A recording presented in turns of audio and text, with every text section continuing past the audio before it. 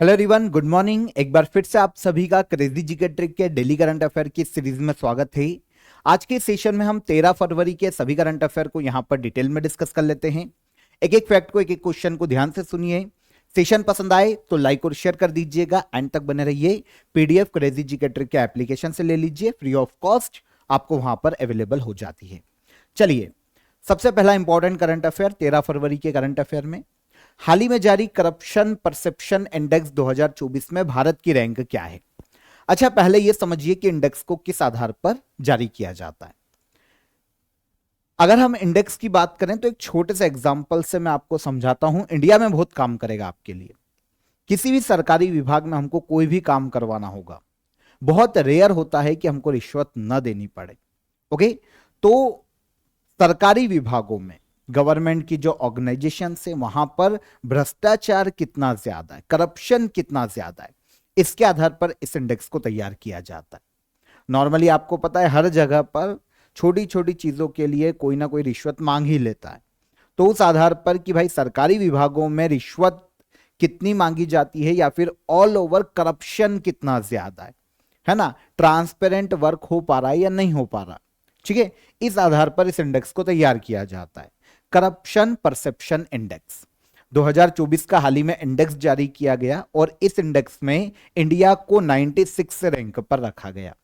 आपको पता है 2023 का जब इंडेक्स लाया गया था तो लास्ट ईयर के 2023 के इंडेक्स में इंडिया की रैंक थी 93 और अब ये रैंक हो गई है 96। मतलब हमको 3 रैंक का यहां पर नुकसान हुआ है।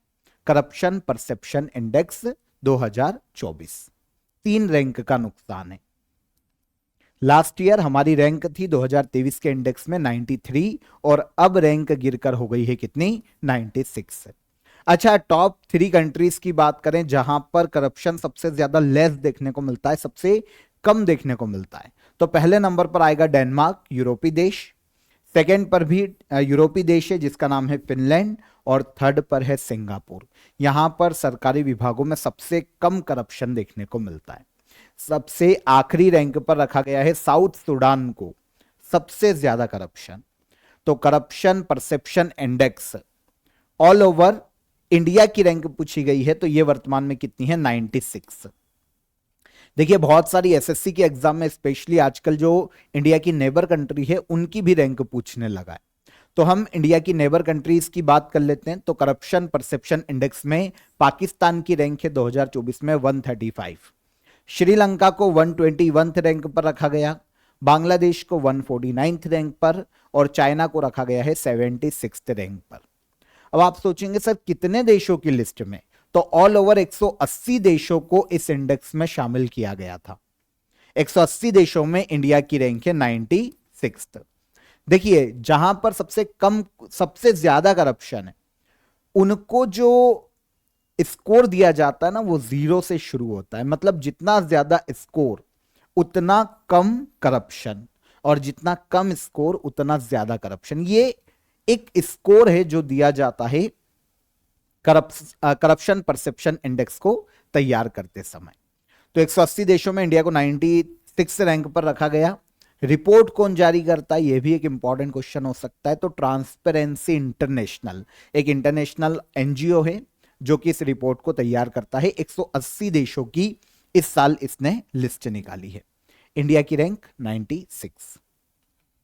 हाल ही में expanding quality higher education through state and state public universities report किसके द्वारा जारी की गई।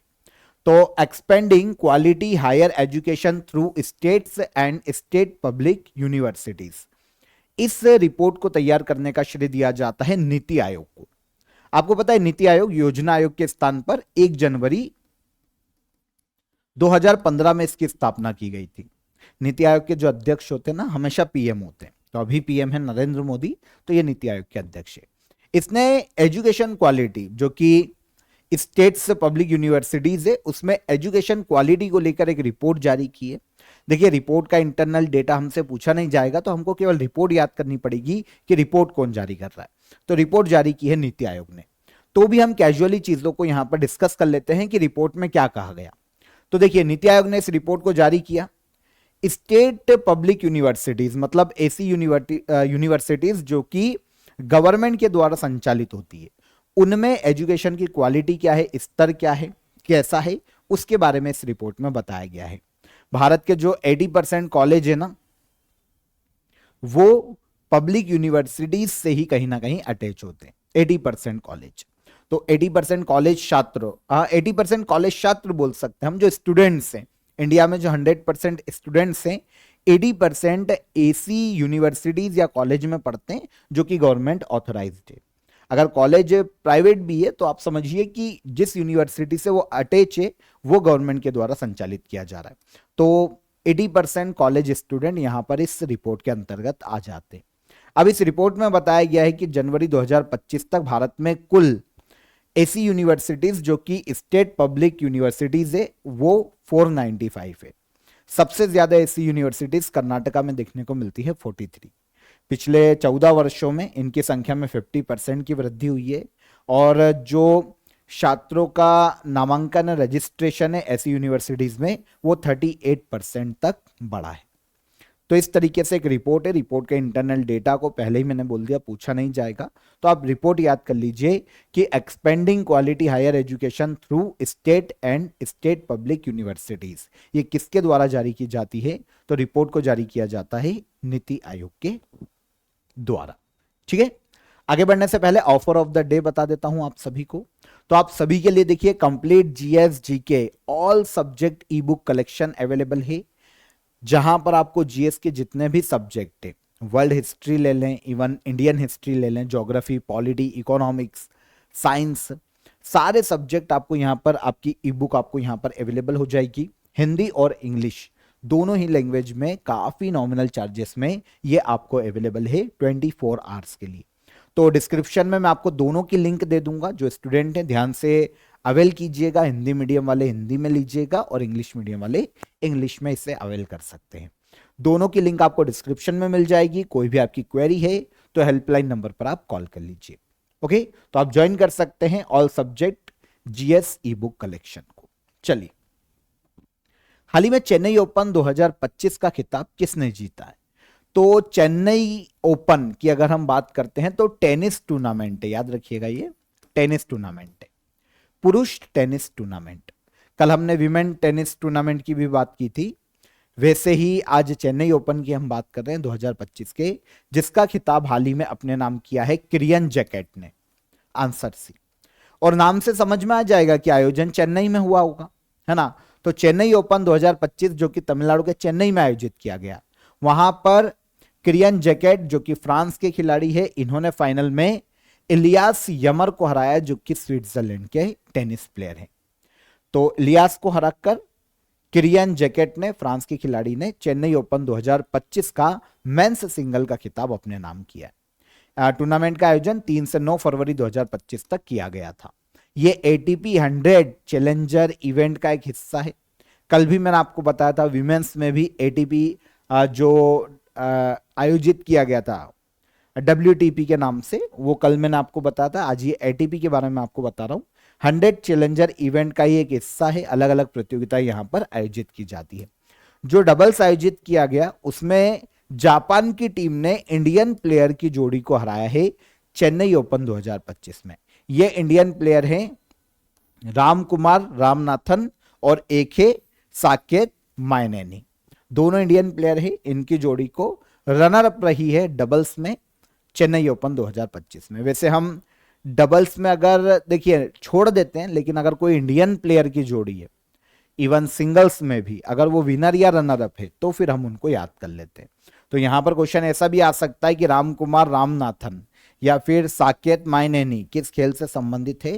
तो ये टेनिस के प्लेयर है। ठीक है, तो चेन्नई ओपन आयोजित किया गया था तमिलनाडु में। टूर्नामेंट कैसा है? एटीपी 100 चैलेंजर टूर्नामेंट है। 2018 से इसका आयोजन कराया जा रहा है और हार्ड कोर्ट पर खेला जाता है। ठीक है, एटीपी चैलेंजर टूर की शुरुआत की गई थी 1976 में, और इसी के तहत चेन्नई ओपन की शुरुआत की गई है कब? 2018 में। अलग अलग चैलेंजर टूर होते हैं एटीपी के, 175, 125। ऐसे हम जिसकी बात कर रहे हैं वो चैलेंजर 100 प्रतियोगिता या इवेंट है। आयोजन करवाता है association of tennis professionals.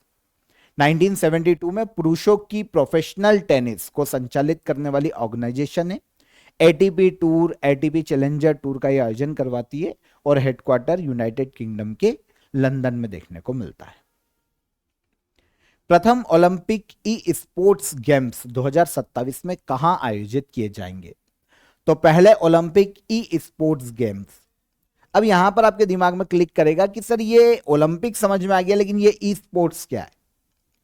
E sports जानते, कंप्यूटर में गेम्स खेले, गेम खेलोगे लैपटॉप में, कंप्यूटर में, बस वैसे ही ये इवेंट आयोजित किए जाते हैं। कंप्यूटर में या लैपटॉप में गेमिंग इवेंट है, ये गेम खेले जाते हैं। जो भी गेम हो XYZ वो कंप्यूटर या लैपटॉप में खेले जाएंगे। ठीक है, दो टीमों के मध्य में, दो जो पार्टिसिपेट है उनके मध्य में, तो ये ई स्पोर्ट्स गेम्स है। पहले ओलंपिक ई स्पोर्ट्स गेम्स का आयोजन किया जाएगा सऊदी अरब के रियाद में 2027 में। Answer C. ठीक है, तो पहले ओलंपिक ई स्पोर्ट्स गेम्स 2027 में सऊदी अरब के रियाद में आयोजित किए जाने वाले हैं। और ये जो गेम्स है इंटरनेशनल ओलंपिक कमेटी के द्वारा करवाए जाएंगे, जो कि ओलंपिक खेलों का आयोजन करवाती है। पहले ये नहीं करवाए जाते थे, लेकिन अब ग्लोबल लेवल पर इनको मान्यता दी गई है ई स्पोर्ट्स कंपटीशन के रूप में। तो ओलंपिक ई स्पोर्ट्स गेम्स 2027 कहां पर? सऊदी अरब के रियाद में। पहली बार ई स्पोर्ट्स को ओलंपिक स्तर पर मान्यता दी गई है इंटरनेशनल ओलंपिक कमेटी के द्वारा। इसलिए इंटरनेशनल ओलंपिक कमेटी, सऊदी अरब की ओलंपिक कमेटी और पैरालंपिक कमेटी ये मिलकर इसका आयोजन करवा रहे। आयोजन 2027 में होगा। पहला ओलंपिक ई स्पोर्ट्स गेम्स है सऊदी अरब के रियाद में। यहां पर सबसे इंपॉर्टेंट जो इंटरनेशनल ऑर्गेनाइजेशन है जिसकी हमने बात की है वो इंटरनेशनल ओलंपिक कमेटी है। 1894 में स्थापना की गई थी। स्विट्जरलैंड के ल्यूसाने में इसका हेडक्वार्टर है। समर, विंटर और यूथ ओलंपिक इनका आयोजन इंटरनेशनल ओलंपिक कमेटी करवाती है। पूरे वर्ल्ड में ओलंपिक खेलों का आयोजन करवाने वाली गवर्निंग बॉडी है। हाल ही में चर्चा में रही अटल भूजल योजना कब लॉन्च की गई थी? अटल भूजल योजना की बात करें, इससे लॉन्च किया गया था 2019 में अटल बिहारी वाजपेयी की जयंती पर। और अटल बिहारी वाजपेयी की जयंती कब मनाई जाती है? 25 दिसंबर को, है ना। 25 दिसंबर को गुड गवर्नेंस डे के रूप में मनाया जाता है। गुड गवर्नेंस डे, सुशासन दिवस हिंदी में कहा जाता है। अटल बिहारी वाजपेयी की जयंती। तो इसी दिन 2019 में 25 दिसंबर को अटल भूजल योजना को लॉन्च किया गया था। क्या होता है? देखिए, भूमिगत जल, जो भूमिगत जल होता है, आपको पता है सबसे ज्यादा आपूर्ति इंडिया में पीने के पानी की भूमिगत जल से ही होती है। लेकिन बहुत सारे शहर ऐसे हैं, फॉर एग्जांपल चेन्नई, जहां पर जो भूमिगत जल का लेवल है ना वो निरंतर गिरता जा रहा है। तो इसको कंट्रोल करने के लिए, भूमिगत जल को बढ़ाने के लिए एक योजना लाई गई थी, अटल भूजल योजना। इसे लॉन्च किया गया था 25 दिसंबर 2019 को। अब आपके दिमाग में आएगा सर अभी सुर्खियों में क्यों? पहले जब ये लाई गई थी ना तो केवल 7 राज्यों में ही इस योजना को चलाया जा रहा था। लेकिन हाल ही में रिसेंटली 5 और राज्यों को इसमें इंक्लूड किया गया है और टोटल अब 12 राज्यों में अटल भूजल योजना का संचालन किया जाएगा। अभी तक 7 राज्यों में इसका संचालन किया जा रहा था, अब इसकी संख्या बढ़ाकर कितनी हो गई है? 12। सेंट्रल गवर्नमेंट ने हाल ही में 5 और राज्यों को इस लिस्ट में जोड़ा है।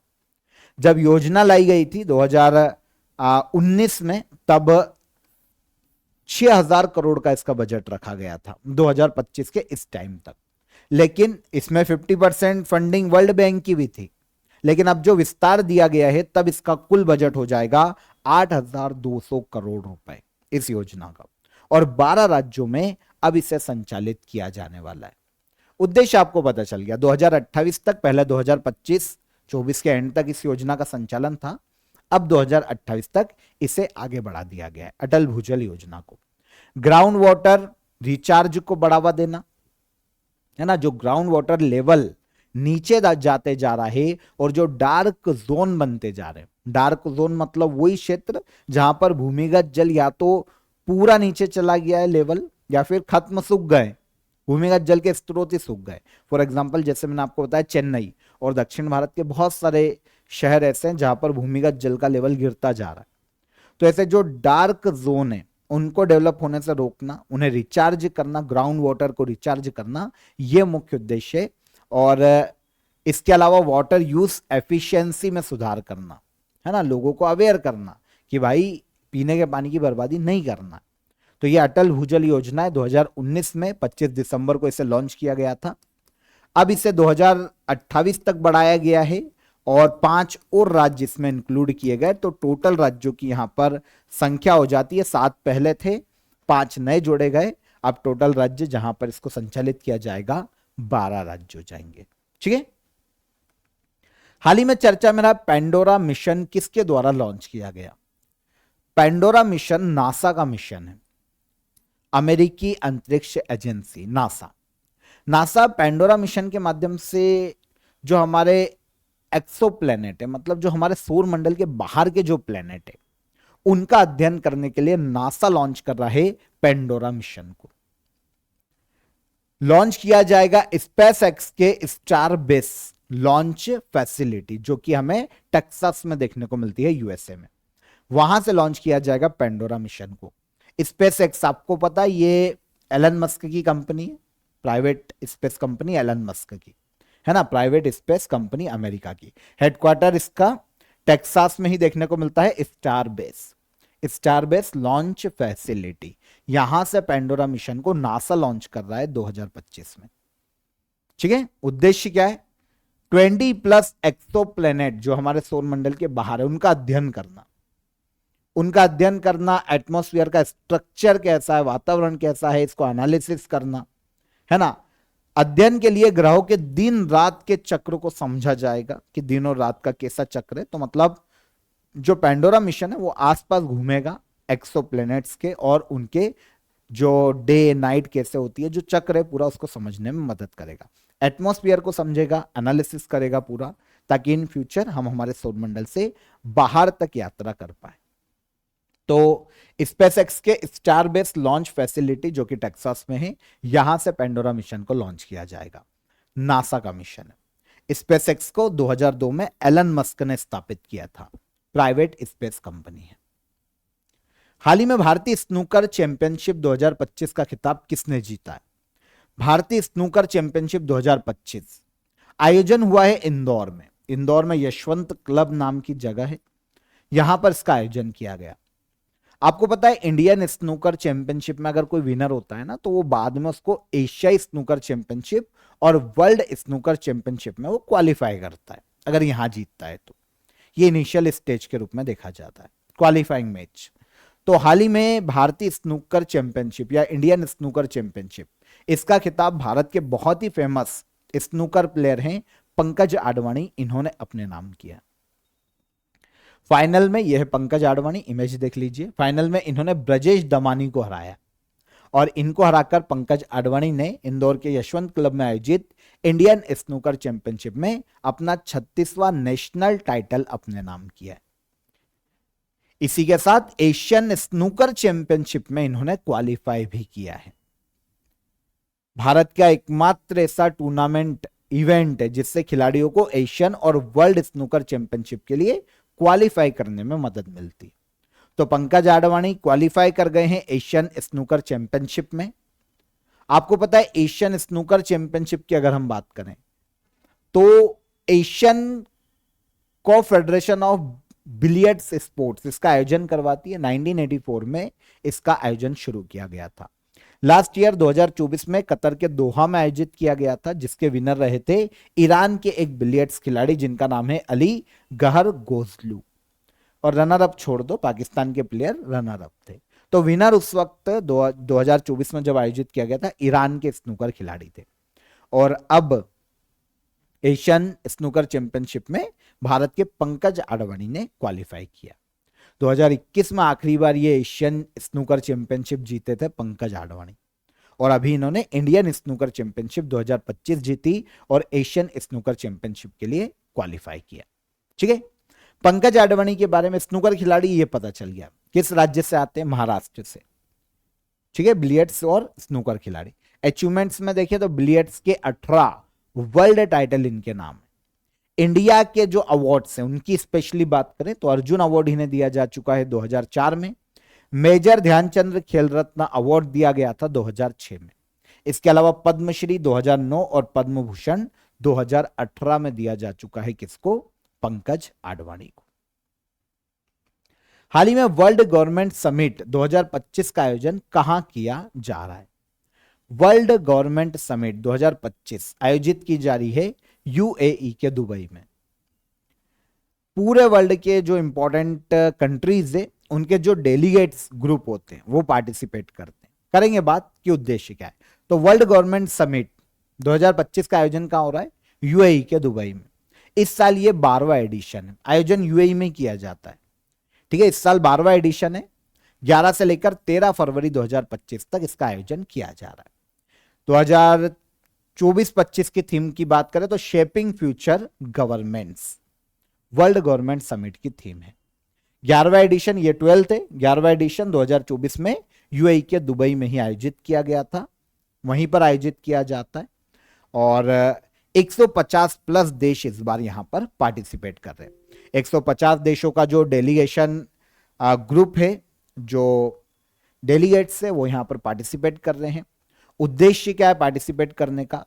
तो सभी जो 150 देशों के सदस्य देश आए हैं उनके बीच में ग्लोबल संवाद को बढ़ावा देना, इसके अलावा फ्यूचरिस्टिक अप्रोच को बढ़ावा देना, फ्यूचर की प्लानिंग्स को बढ़ावा देना, टेक्नोलॉजी इनोवेशन को बढ़ावा देना सदस्य देशों के मध्य में, एआई पर चर्चा करना और ग्लोबल लेवल पर जो भी चैलेंजेस है उनको मिलकर सॉर्ट आउट करना।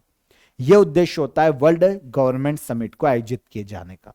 आयोजन यूएई के दुबई में ही होता है हर साल। इस साल इसका 12वां एडिशन है। शुरुआत की गई थी 2013 में, ठीक है।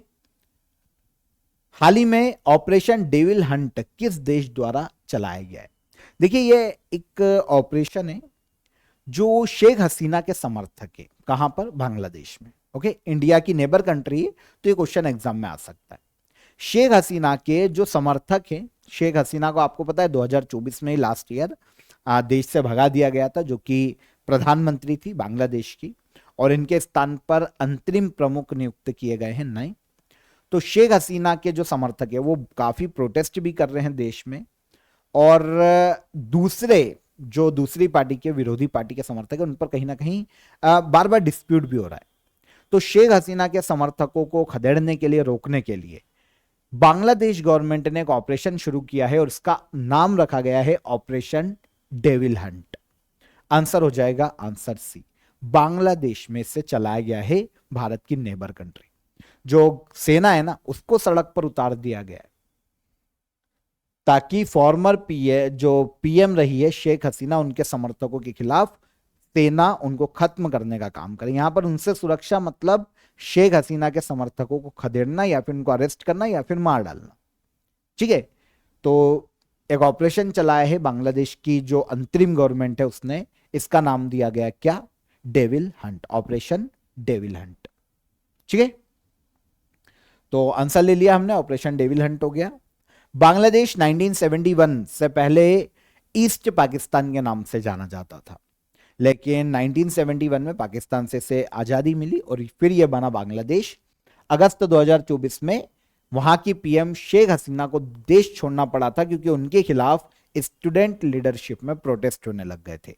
प्रोटेस्ट तो देखिए शांतिपूर्ण होते, लेकिन यहां पर ये काफी वॉयलेंट हो गए थे और पूरे देश में घरेलू हिंसा की चपेट में आ गया था पूरा देश। शेख हसीना को जान बचाकर भागना पड़ा, उनको रिजाइन देना पड़ा और कुछ समय के लिए उन्होंने इंडिया में शरण ली थी।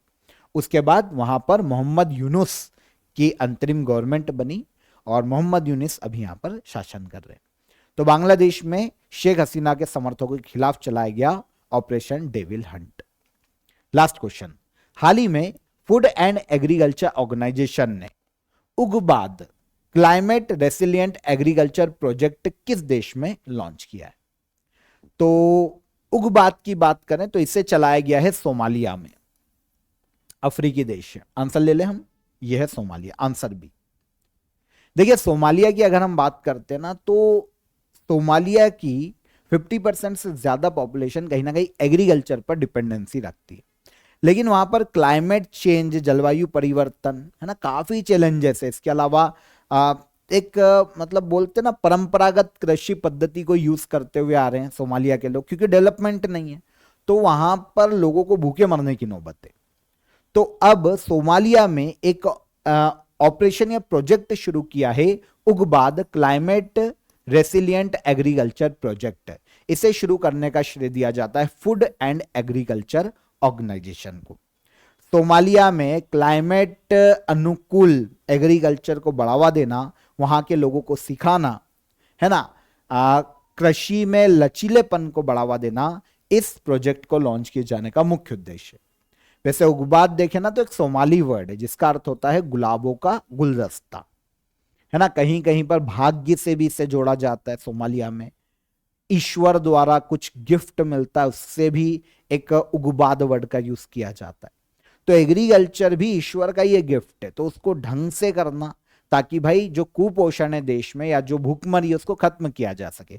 इसीलिए जो फूड एंड एग्रीकल्चर ऑर्गेनाइजेशन है उसने जो प्रोजेक्ट चलाया है उसको नाम दिया है Ugbaad. Ugbaad climate resilient agriculture project. Food and agriculture organisation ने इसे कहां पर लॉन्च किया? अफ्रीकी देश सोमालिया में। ठीक है,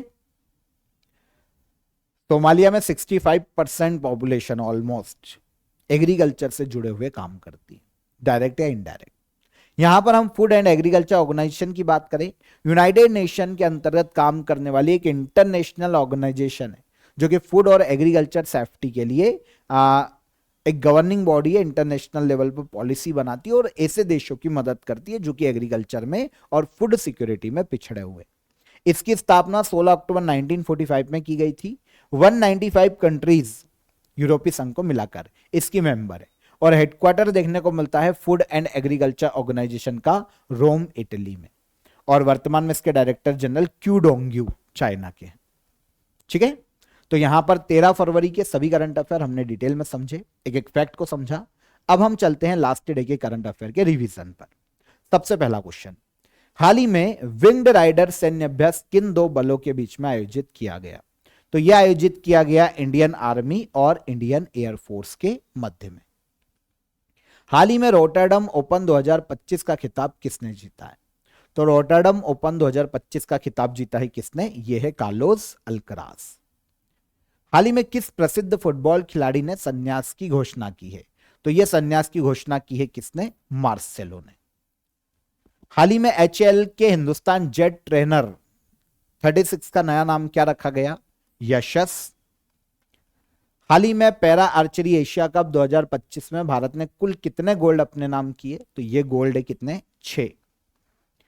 हाल ही में चर्चा में रही मोरान गंजाल सिंचाई परियोजना किस राज्य से संबंधित है? तो यह मध्य प्रदेश राज्य से संबंधित है।